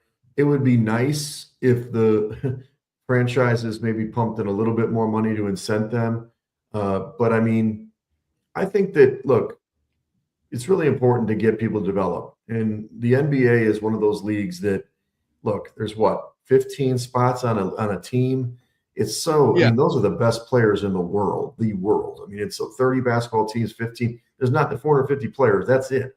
The NFL has a 42-man roster. Yeah. Yeah. With the practice squad, it's 50 to 51 or whatever. So you've got way more people in the NFL than you do in basketball. So you have to have a place for them. Not everybody can play in Europe. Not everybody can play in China or Japan or wherever you're going to play. So you're going to have it. I think that it's probably the second round guys that come out of the draft that can't crack the training camp roster. They're going to the G League. They can show, what they can do, fit in the system, and then rotate in. I think what's going to happen, ultimately, this is just my speculation, if college is not going to just pump out guys every year. What was happening before, freshmen were going 1 year and done. Everybody was coming out. So they weren't ready for the NBA manly. They weren't physical enough. So I think what's going to happen is you're still going to have guys to do that, but you're still going to have other guys drafted, sophomores, juniors, that, they probably are ready for the NBA physically a little more than others. So maybe that slows down that quick turn, and you got to send them right to the G League because they're not ready to play on the big roster. So it probably will help it ultimately. Right. And I think two guys that really embody the not ready for the NBA, but are perfect for that G League is a guy like Mac McClung, because he's a Okay. guard, but he's 6'2". Sure. I mean, how many nowadays in the NBA, let me ask you this, how many 6'2" guards do we see? Not many. They usually got to be amazing shooters or just incredible players. A guy, I want to see how tall he is because I'm not perfect at heights. Let's see, how tall is TJ McConnell? I just want to see how old he is. He's 6'1". I was thinking TJ McConnell when you said that. So TJ McConnell is, he's shown that he can ball in the NBA, but it took a couple teams to do that. If Right. you're 6'1" or 6'2", you basically have to be that savvy guard. You're not going to be elevating and dunking over people, or you're not going to be blowing by them that often unless you're super fast. So it's learning basketball. It's getting to the level where you're playing against high level players. And I think you can hone your skills in the G League and find a home with a team that has the right system. I think that Right. if major league teams or, top level NBA teams really appreciate what they're doing on the next level down, they can basically have a nice feeder into their program and not have to just go out for free agents all the time when their guys get older. Right. And you now talking about free agency, we're both from Chicago. And one thing I want to say to end this segment is the Bulls season was kind of a letdown. Yes, I think. And the crazy thing that got me was trading away all your starters at the deadline, which really hurt the second half of their season. They just won a game, but they're not. I think they were projected to win 5 games after the All-Star break, and they haven't even got there yet. Yeah. I mean, what's happening to the Bulls? Has that happened before to a team where you've seen them deal away basically every single starting 5 at the deadline? I think they kept 2 out of the 5. It's very rare that it happens, but maybe it needed to happen. I mean, the way that they kind of formulated this team is just not competitive. And even when they made the playoffs the last couple of years, they're like the 10th seed, right? Or they're just barely making it in, and they get a play-in game, and they usually lose it, or they win one and lose the other. So it's kind of a rebuilding stage. So they're just trying to hit that button early and do it. It's very rare you lose that many starters at the deadline. That's for sure. Right. And I will say this, and maybe you disagree with me, maybe you agree with me, but when they got rid of Vucevic, and one of my instructors here said it too, they got rid of a 6-foot traffic cone in center when they traded away Vucevic, which I agree with. I totally agree with. He wasn't doing much at center other than maybe dumping in a layup every now and again, but he wasn't the best center that the Bulls could have. Right. And that's just the way I feel about it. But I knew when they traded away basically all their starters at the deadline that this team was not going to do much for the rest of the year. But maybe that's something they're building on for next year. I don't know. I mean, Vooch is he's just a guy, right? Yeah. I mean, I'm sure he's a lovely guy. Even a starter in Boston right now. I think he's coming in off the bench. Right. He's going to give you minutes somewhere, but he's not a starter. I mean, he's probably 2 years ago was a decent starter for the Bulls. But I mean, look, the bottom line is in the NBA now, you've got to have guys that are stretch 4s or 5s, can consistently hit the jumper, but they also got to protect the rim. He doesn't protect the rim, No. So you're playing against athletic dudes out there, and if you're just getting killed on the glass all the time, you're never going to do much. So Look, I'm all for the Bulls trying something different.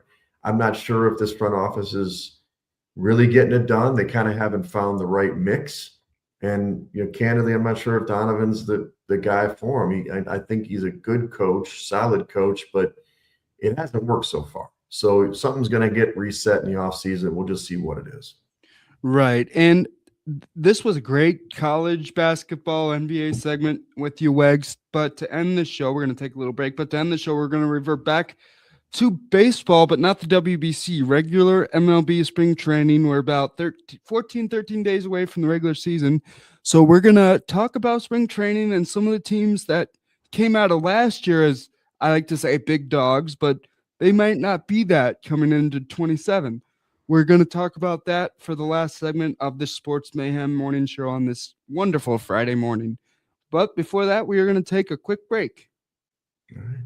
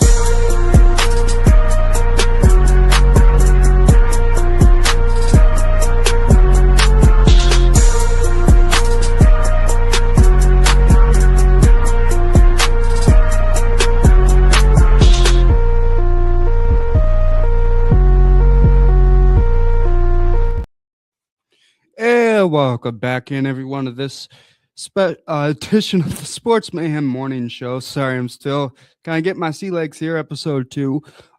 Before we left, we were teasing we're going to talk MLB spring training and going into regular season, how these teams look. Now, main thing I wanted to ask you is the two teams we saw in the big series last year, the World Series, we saw the Dodgers and the Blue Jays. The Blue Jays were kind of that team out of that for me, because when the year started, that was not what I was expecting who was going to make it for the American League. And one question I want to ask you before we dive into this, the Dodgers, is their cap space too high? Should that be investigated? Because when you're able to sign guys and just say, here's more money, here's this, here's that, and the rest of the MLB's going, okay, who do we get? I think there's a problem when most of your secondary guys are better than most guys' starters. And that's with any sport. I think the Dodgers, if they three-peat this year, something is going to be investigated somewhere. Yeah, I hope so. I mean, I'm kind of anti-super team myself. So last year, admittedly, I was not raging against the Dodgers, but I was rooting very hard for the Blue Jays just so they could, take off the team that just pays everybody so much money. But it's more about parity. You know what I mean? In the NFL, yes, the Chiefs had a good run and maybe they'll come back. But it's so hard to repeat in the NFL. It's like almost impossible, right? Every guy, the scheduling, the injuries, the salary cap, the free agency, it just makes it's a conducive environment. So almost any team can make the playoffs, and then maybe within 3 or 4 years turn your league around, our team around. I just don't see that in the Major League Baseball. I mean, it's tough. It's a longer process.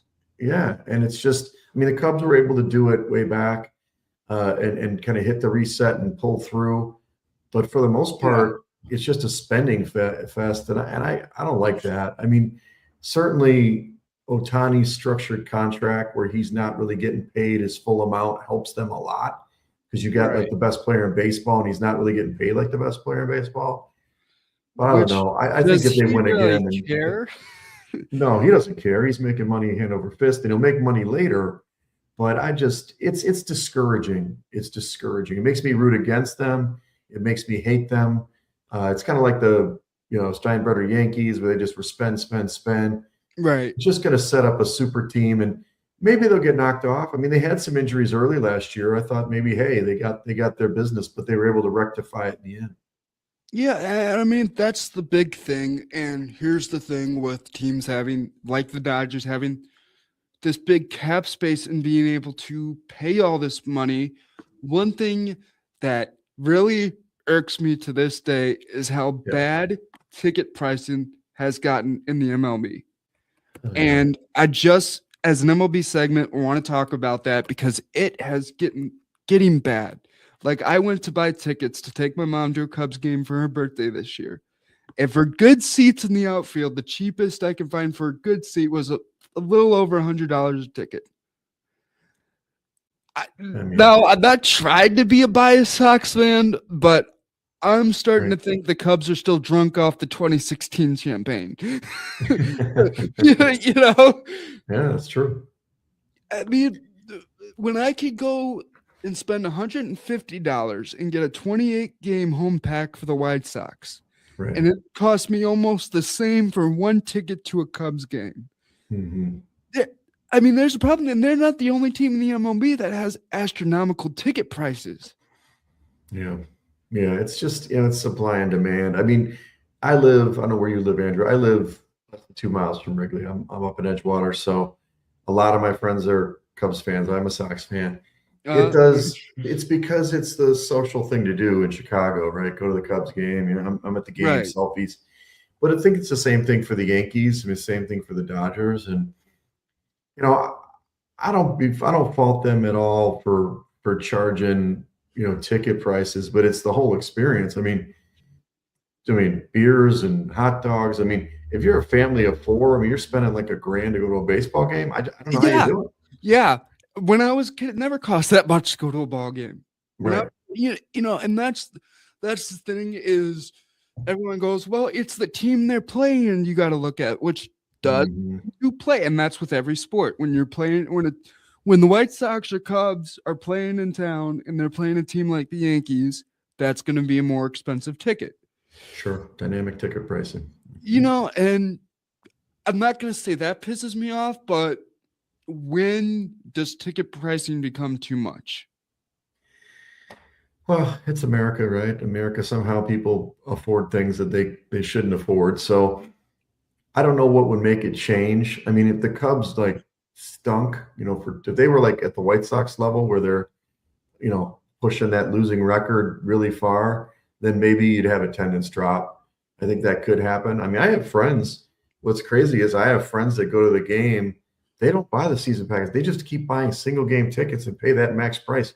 I'm like, I don't understand what you're doing. But it's because it's summer in Chicago. That's where I want to go. I'm sure it's the same in Boston. And then we said New York, LA. Some of these towns that just have this loyal and fun fan base. But I don't know. It shouldn't help them. Well, I shouldn't say that.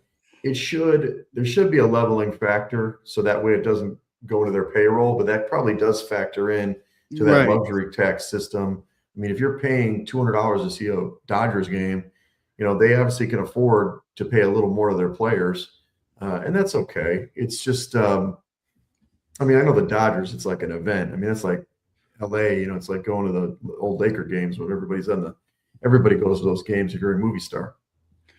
Right. And I just hope we don't get to the days, and this is why I've never been to a Bears game. I just hope we don't get to the days where an MLB ticket is as much as a Bears ticket or an NFL ticket, because I don't know why NFL feels the need to drastically up their prices where for good seat can cost me $400 for a good NFL ticket.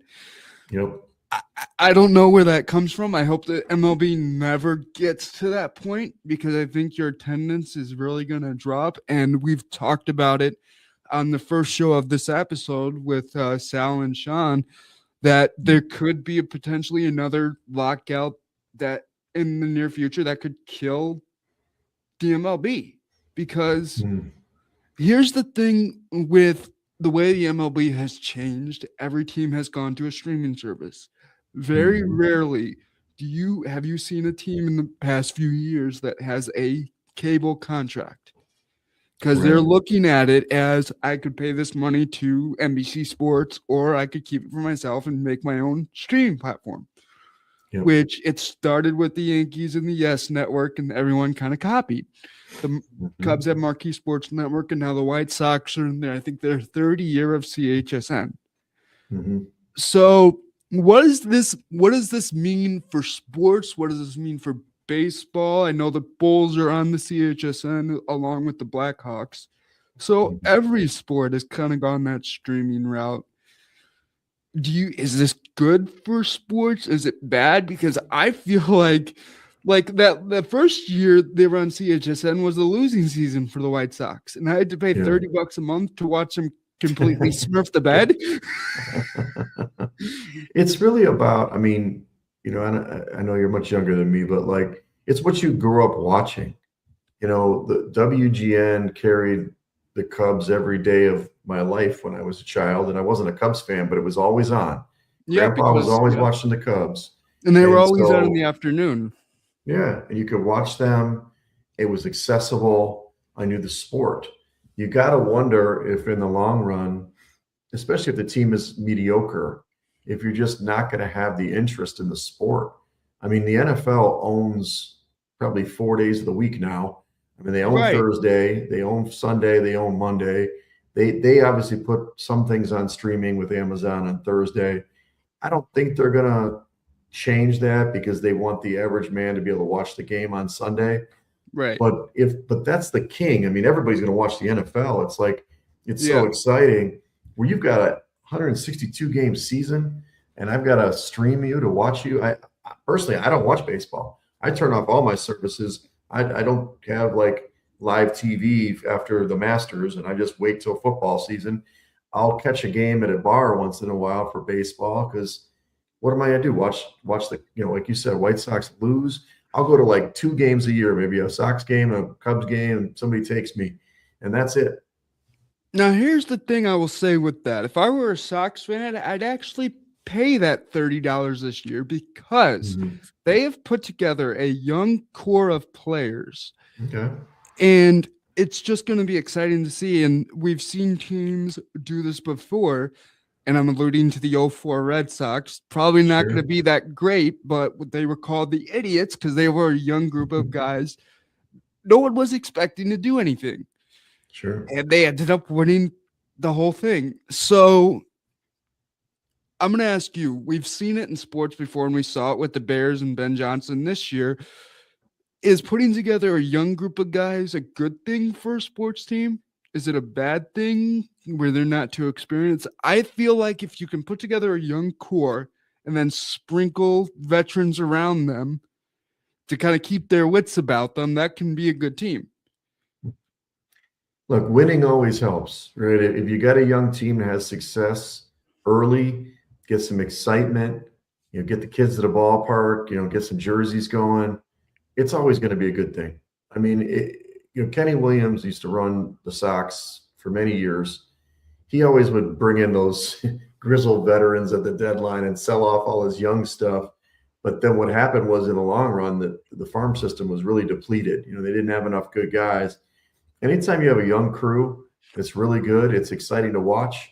I've seen it. I lived in Oakland way back, Billy Bean days. And I mean, that team was red hot. It was exciting to watch. Guys, maybe even no-namers, but if they put together whatever, that 16, 18 game win streak, all of a sudden everybody's interested. You know what I mean? The Cubs are really the same way. Cubs are always going to have that base.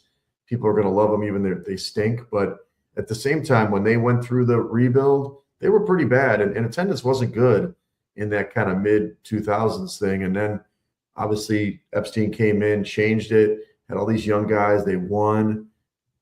It's the way to energize a franchise. So as long as you can hit it and win games and be competitive, have a chance for the playoffs, I mean, it's just what sports are all about. You want to get guys who are kind of the underdog. Right. And here's one thing I want to ask you with the MLB and in spring training. A lot of people for Team USA, and I'm backtracking, are upset because there's one guy that's always been part of Team USA who's not there this year, and that's a certain outfielder named Mike Trout. Yeah. And here's what I think with that, and people can get in the comments, get mad at me if they want, but I feel like Mike Trout was replaced with Aaron Judge. I mean, I really do. And that's what it looks like when you're watching these games for Team USA. Aaron Judge has kind of become that new Mike Trout, He's a great player. And he is. And that's the one thing kind of I want to talk about with this MLB segment. The Yankees always seem every year recently to get right to the precipice. They either make it right before the World Series or they make the World Series and end up losing. So going into this year, is there more on their shoulders and more on Aaron Boone's shoulders to do a good job? Could this possibly be his last season with the team if he doesn't do a good job? Probably. I mean, they're going to have a short leash with him. They've got a stud lineup. The Yankees, it's always about, when they won all those World Series, it was because of Rivera, right? They had the closer. They really haven't been able to figure out their bullpen in recent years. They're blowing a lot of games in the playoffs. And then, of course, the thing about, this, you're a baseball guy. Regular season, you can have the best hitters in the world. You'll go far. You'll win a lot of games. Right. But come to postseason, it's all about pitching, especially your bullpen. If you can't close out games, because their bats are going to get a little cooler. They're going to get, especially in a series, because the pitchers know exactly how to pitch you by then. They know what you can't do. You're going to have to do something you're not good at to win. So at some point, with Aaron Judge, who is awesome, dude. I mean, I love seeing this guy crush the ball like anybody else. Yeah, it's fun to watch, yeah. But he's not the guy. He only comes up, once 1 out of 9. You need somebody in the bullpen, or really it's really that kind of second guy. Because usually they'll have a decent closer, get a couple outs, but it's the guys that can take the 7th and 8th inning away from you to kind of kill momentum or whatever. Those are kind of who wins you the championships. So look, Boone is, I don't know if he manages the bullpen well, but it doesn't seem they've had the horses in there to get it done, and they keep getting injured. So yeah, he should be on the hot seat at some point. I mean, I think so too. And here's the thing with the National League. The Dodgers are always going to be that it team to beat, right? Yep. But I think a team that's right behind them in the National League is the Milwaukee Brewers. My Bob's going to hate me for saying that because they've always been the thorn in the Cubs side and in the NL Central. Sure. But they are really that team that's right behind the Dodgers, in my opinion, in the National League, and really a team behind the Yankees in the American League. That's really an open spot right now. There's really no number 2 in the American League for me right now. I'd have to see how this season plays out. Sure. But going into the season, that number 2 behind the Dodgers for the National League would have to be the Milwaukee Brewers for me. Then that close third would be the Chicago Cubs. I think those are your top 3 to have a deep postseason run this year. Yeah, I mean, last year the Cubs were really good before the break, and then the Brewers just flipped the switch, and they just were winning and winning and winning. They were kind of that younger team on fire. We'll see if they continue that into this season. I think, like you said, American League's wide open. There's always teams that kind of flash. And right. It was last year was Toronto. But you have other years where teams just get hot. I mean, Seattle was fun last year, too. You got to admit they were a fun team. Cal Raleigh was a really good player for them. And that was a heck of a series between them and Toronto as well. So you just hope for that. I just want to see competitiveness. Would love to see the Dodgers lose. But I also want to see somebody like stand up to them and kind of punch the bully in the mouth. And maybe it's somebody in their division. I don't know who's great in their division this year, but maybe they got somebody in their division that can push them. Yeah, and, kind of to play off what you just said, wanting the Dodgers to lose. And I really don't want them to really have as good a season as they've been having, because it'll show that maybe this system they have over there isn't foolproof. But there are guys over there that I can say I like and I want to have good respective years. Mookie Betts being one of them. Freddie Freeman's always been that nice guy over there. But do I think that winning the past 2 World Series has kind of given LA a bigger ego to some guys? Maybe not the whole club, but to some guys. Yes, I do. And I believe, he plays the nice guy, but I do believe Ohtani has a bigger ego than he lets on, because he knows he's that it player. He knows it. But he doesn't, him showing that, like, oh, I don't care if I'm getting paid my full amount each year or whatever. That's kind of him playing off I'm the nice guy. But I do think he has a bigger ego than he lets on. And I think if they win a third, it's just going to get bigger and bigger. But it's always props to LA, especially that first year they won the World Series because they put together a good team. But then last year, when you go and sign all the big free agents and you win again, then this year you're signing more big free agents. And it's like, now you're starting to put people on notice. And we talked about this before, but really, I think, like I said, one of those teams that's really going to have to stick it to the Dodgers is Milwaukee or the Chicago Cubs. I really think those are the teams, unless someone else in the National League comes out of the blue this year. I think those are your two top contenders to try and take the National League away from the Dodgers. Yeah, I mean, injuries are always part of it. You never know. You get a big injury. I don't want Shohei to get injured, but, he gets injured or Mets or somebody else. I mean, the bottom line is it's harder to stay on top because people are gunning for you, even though they've reloaded again.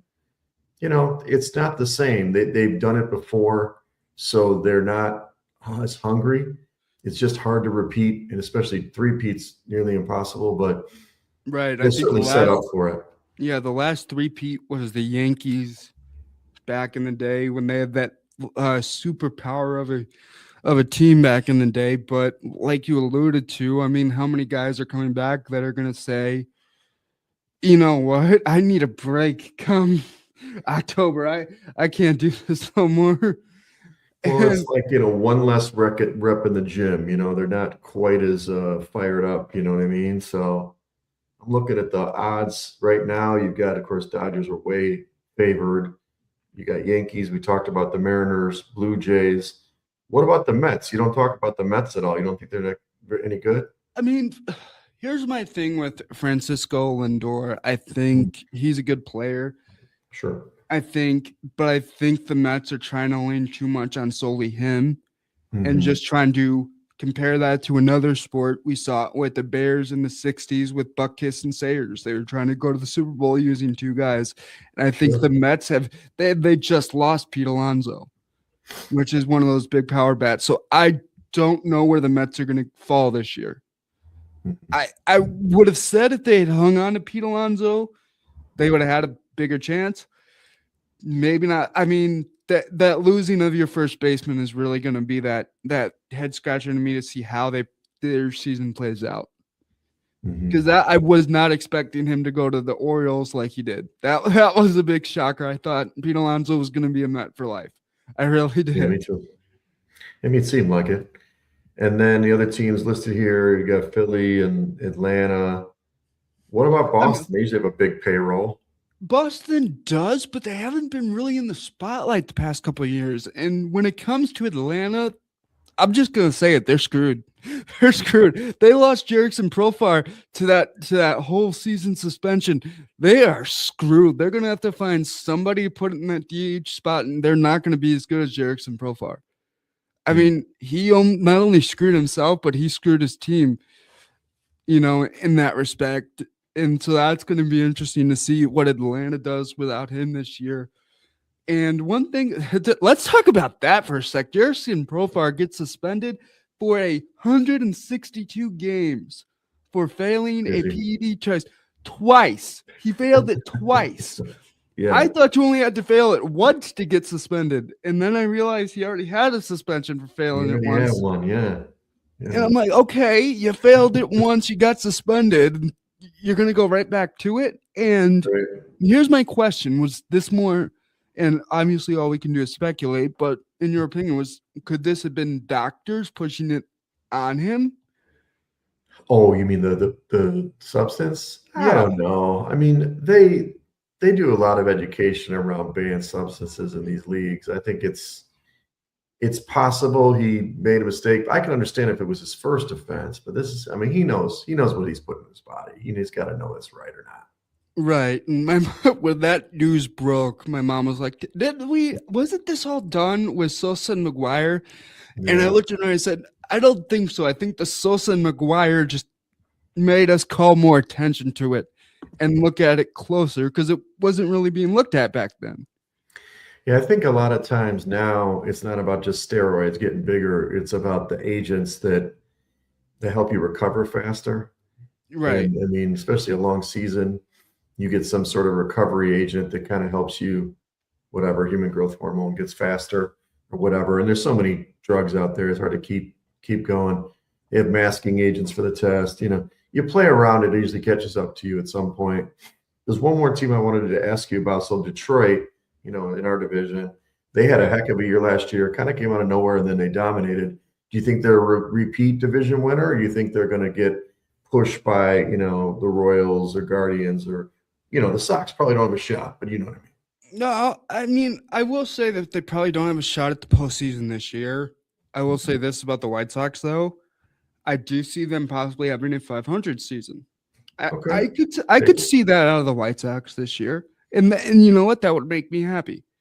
Sure. If you could go from a 60-game season to an 81-game season, that's a big jump. It is. But in terms of the AL Central, I really do think it is going to be Detroit again. I really think the only ones who might give them a strong run for their money is KC. Now, as a White Sox fan, would I be happy to see the White Sox, come strong out of the gate? We saw them come strong out of the gate in spring training, and they have a winning record right now in spring training as it stands. So would it be nice to see it? Yes. Am I expecting it? No. But we were not expecting the Bears to make the postseason either this year. True. So, with sports, anything could happen. And that's kind of why I like this career, because you don't know what you're going to see day to day. Every day is different, which is awesome. But I really think that it's Detroit repeating the division. Do I see them going far in the playoffs? If the Yankees make it and the Blue Jays make it again, no. I really think if the Blue Jays stay healthy, they were able to lock Vladimir Guerrero down for an extended period of time, which is a good thing. I think that's the face of their franchise, and now is going to continue to be the face of their franchise. I think they can make another strong run at the World Series. And like you said, with Aaron Boone, I agree with you, is going to be on the hot seat this year. He is going to be working extra hard to try and make that World Series. Sure. And like we've said it in this show before, the Dodgers are the team to beat in the National League. Hope you don't want to see these guys go down with injury, but it might happen. It's sports, for sure. It's sports. We saw it with Kyle Teal going down, and it still breaks my heart, man, because he had such a good year last year. It's like Colson Montgomery is another one with the White Sox. You really could put them on the map. You play half a season with the club last year and he hit 22 bombs. I want to see what you can do with a full season. I really do. There's so many young guys on the White Sox team that if things start falling a certain way, that they could be in that division race. And let's say they do make the postseason. Let's just say out of the blue thin air that the White Sox make the postseason. It could be a wild card spot. Oh, yeah, for sure. It could be a wild card spot, and have teams come out of nowhere to make the postseason. Yes, they have. So don't count anyone out yet. But I'm excited for this MLB season to kick off. More excited, probably the most excited I've been for a White Sox season since 2005. I will admit that. Right. Any last thoughts you have, Wegs, before we sign off here? We got about 2 minutes left in the show. No last thoughts. Thanks for having me on. I'm glad I could help out. Follow us. We're getting bigger. Follow us here on Prime Coverage Sports Network. I'm on Mondays and Friday mornings. Wegs, you want to tell people where you're at on the network and where people can find you? Yeah, follow me at Wegs Pool on X on Instagram. You can follow me at the Lockdown Coverage Podcast on Tuesdays, Primetime College Hoops on Thursdays, and Side Action, the gambling podcast I do with Dalton Cooper. Right, and I am Andrew Mighty Man Scheid. You can find me at my Twitter or X handle MightyMan152898.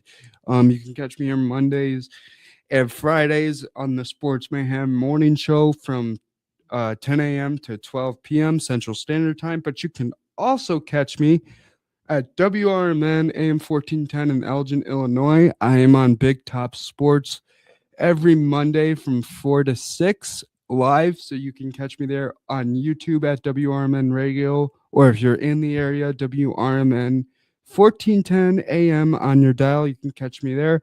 That is a really good show. If anyone wants to check it out, please go do. Thanks for being here, Wegs. It was great to do a show with you. Very insightful, and you helped me understand college basketball a lot more than I did before we started this show. So I want to thank everyone for hopping on. I want to thank Prime Coverage Sports Network for bringing us both into this new network that hopefully continues to grow. It's grown a lot the first 2 months, and hopefully it continues to go that way. But thanks everyone for coming in. I'm Andrew Mighty Man Scheid. He's Wegs. Hope everyone has a great rest to their Friday afternoon. Have a nice day, everybody.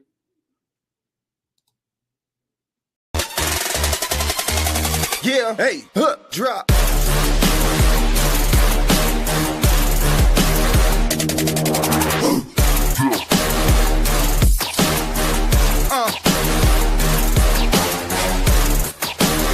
Prime Coverage Sports Network. Real coverage, real conversation.